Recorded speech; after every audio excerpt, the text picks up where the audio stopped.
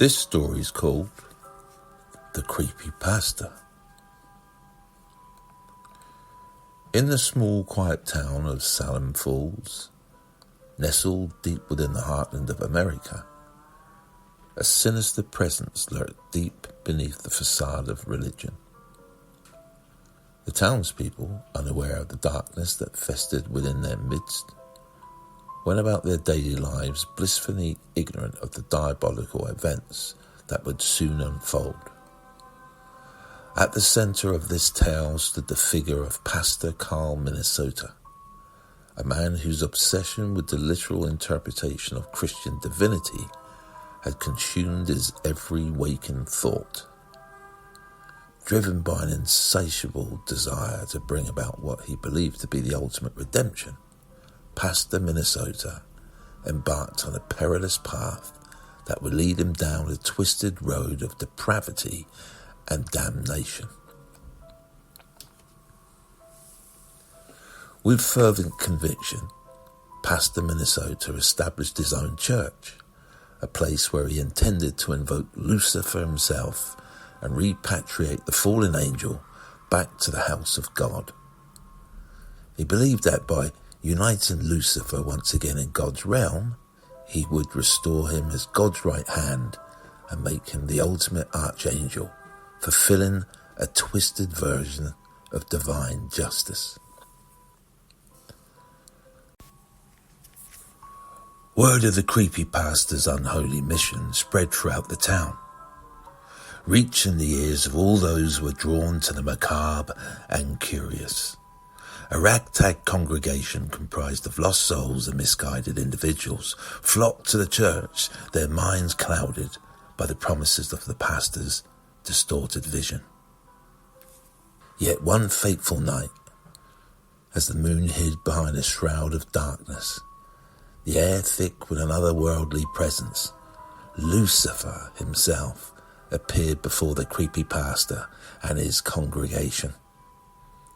The devil's eyes blazed with fury, his voice dripping with disdain as he rebuked the pastor's audacious plans. "You fool," Lucifer voiced, his echo reverberating through the church, sending chills down the spines of those present. "God will never take me back. I am forever condemned for my sins, and it is too late for redemption." The Creepypasta recoiled in horror, his face shaken to its very core. He had believed that he could manipulate the forces of darkness, bending them to his will, but now he stood face to face with the harsh reality of his delusions. With a wicked smile, the devil continued, his voice a chilling whisper that echoed through the souls of the congregation. "As punishment for your meddling, Creepypasta, I shall expose your true nature to the world. Every secret, every sin you have ever committed throughout your life, before you became a religious man, shall be revealed." Fear gripped the Creepypasta as Lucifer unleashed his diabolical plan. The devil forced him to go around the community, confessing his darkest secrets and sins to all who would listen. The once respected pastor became a pariah, his reputation shattered as the townspeople learned of his foul, inappropriate, selfish, and egregious transgressions. The revelation of the Creepypasta's true nature tore at the fabric of the town, fracturing the trust and the faith of those who had looked to him for guidance. Salem Falls became a place of despair, its inhabitants haunted by the knowledge that evil could hide behind the guise of righteousness. As for the Creepypasta, he was left broken and alone, abandoned by the very deity he had sought to manipulate. His church fell into disarray, its walls crumbling under the weight of his own deception.